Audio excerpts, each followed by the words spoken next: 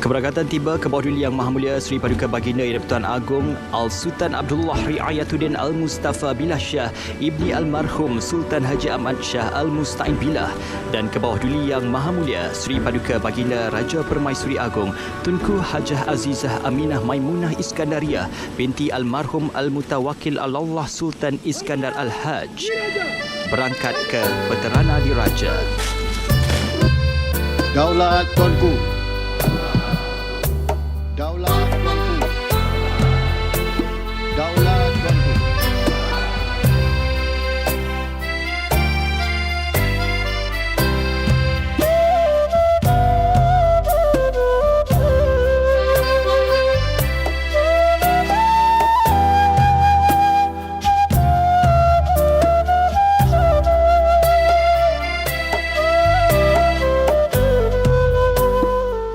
Membincangkan tentang dapatan kajian yang dibentangkan dalam kumpulan kami.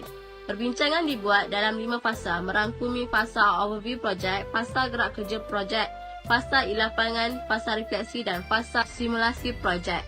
Fasa pertama, kami membentuk satu kumpulan yang mempunyai 10 ahli kumpulan dan nama kumpulan kami ialah Seri Putera.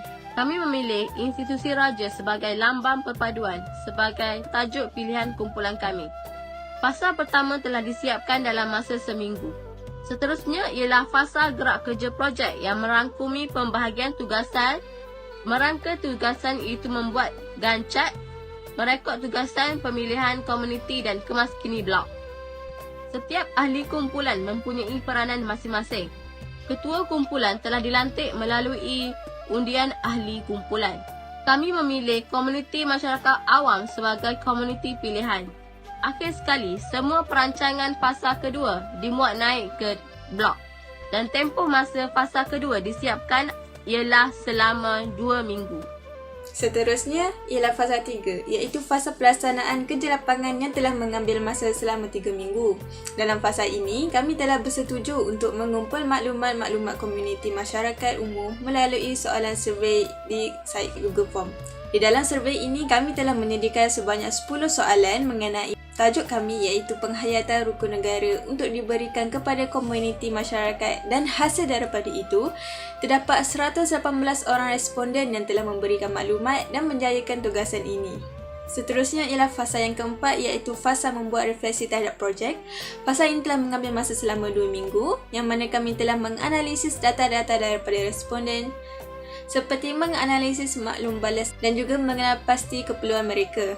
Yang terakhir pula ialah fasa 5 yang mengambil masa selama 1 minggu. Di dalam fasa ini kami membuat simulasi projek yang berbentuk tugasan video. Berdasarkan soal sidik yang kami buat, kami dapati komuniti yang dikaji mempunyai semangat nasionalisme yang tinggi. Semangat nasionalisme merupakan satu aspek penting dan prasyarat bagi menjamin kedaulatan negara. Berdasarkan artikel yang bertajuk Semangat Nasionalisme yang ditulis oleh Cikgu Izzatul Hanim, adanya semangat nasionalisme mampu mengukuhkan jati diri bangsa Malaysia serta melahirkan warga Malaysia yang teguh dengan pendirian dan tidak mudah terpengaruh dengan anasir-anasir negatif. Malahan, sikap dan nilai perpaduan antara kaum yang tertanam dalam diri akan pasti mengukuhkan perpaduan yang sentiasa wujud dalam masyarakat yang berbilang kaum, agama dan bangsa. Cikgu Izzatul Hanim 2015. Kami dapati bahawa dalam kalangan masyarakat terdapat semangat patriotik yang tinggi di mana semangat patriotik ini sangat penting di dalam sesebuah negara. Berdasarkan artikel Semangat Patriotism dalam kalangan remaja yang dikarang oleh Rashidah Muhammad, beliau mengatakan semangat patriotism dapat mewujudkan daya ketahanan dan keiltizaman yang tinggi bagi membolehkan seseorang itu bertindak dengan berani dan cekal untuk mendaulatkan negara dan bangsa. Setelah saya jalankan kajian terhadap tahap pengetahuan masyarakat awam tentang institusi raja, saya dapati bahawa terdapat banyak lagi cara lain untuk menambah lagi ilmu pengetahuan mereka. kerana perkara ini wajib diketahui oleh semua rakyat Malaysia.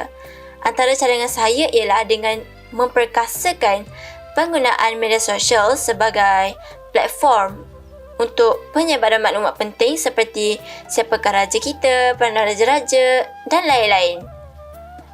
Ini adalah kerana kebanyakan rakyat Malaysia menghabiskan masa mereka dengan penggunaan media sosial dan ini adalah peluang keemasan. Seterusnya, cadangan lain untuk menambahkan ilmu pengetahuan tentang institusi raja kepada rakyat Malaysia ialah televisyen, radio dan akhbar haruslah memainkan peranan sebagai penyebar maklumat yang berkesan. Mereka hendaklah menyiarkan dan mempamerkan maklumat-maklumat tentang institusi raja seperti kepentingan mendaulatkan institusi beraja, cara-cara mempertahankan warisan institusi raja serta cara menghargai institusi raja dan sebagainya. Maklumat-maklumat tersebut bolehlah disiarkan sebagai iklan di kaca televisyen atau di radio serta di akhbar harian.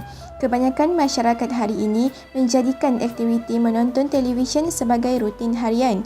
Mendengar radio pula kebiasaannya seringkali dilakukan oleh masyarakat semasa memandu kenderaan. Jadi, ini secara tidak langsung dapat memberi ilmu pengetahuan tentang institusi raja kepada masyarakat awam semasa menonton televisyen dan mendengar radio. Rumusan yang dapat kita buat melalui kajian ini adalah majoriti masyarakat Malaysia masih mempunyai rasa cinta yang tinggi terhadap institusi beraja di negara kita. Hal ini dibuktikan dengan hasil dapatan soal sidik yang telah dijalankan melalui Google Form yang menunjukkan hasil positif daripada responden. Selain itu, melalui kajian ini juga kita dapat mengetahui konsep penghayatan etika dan peradaban yang wujud dalam masyarakat kepelbagaian etnik di Malaysia untuk memperteguhkan pemikiran praktikal dan analitikal bagi melengkapi kehidupan yang lebih mencabar. Seterusnya, kita telah didedahkan tentang kepentingan etika dalam sesebuah masyarakat seperti mempunyai kepribadian yang tinggi, saling menghormati sesama masyarakat tanpa mengira kaum, agama maupun budaya. Justru, kita juga dapat menghuraikan kerangka pemikiran penghayatan etika dan peradaban dalam ancuran Malaysia melalui sejarah, struktur sosial dan biografi, malahan menganalisis masa berdasarkan pre-kolonial, kolonial dan praska-kolonial. Akhir sekali, pelbagai manfaat yang kita perolehi daripada projek Isulang ini. Ia memberi pengetahuan baru sekaligus dapat memupuk sifat toleransi dan bekerjasama dalam kumpulan. Secara keseluruhannya, melalui kajian ini, dapat kita simpulkan bahawa warga negara Malaysia mestilah cakna dan mengambil berat tentang pengetahuan yang berkaitan institusi beraja di Malaysia.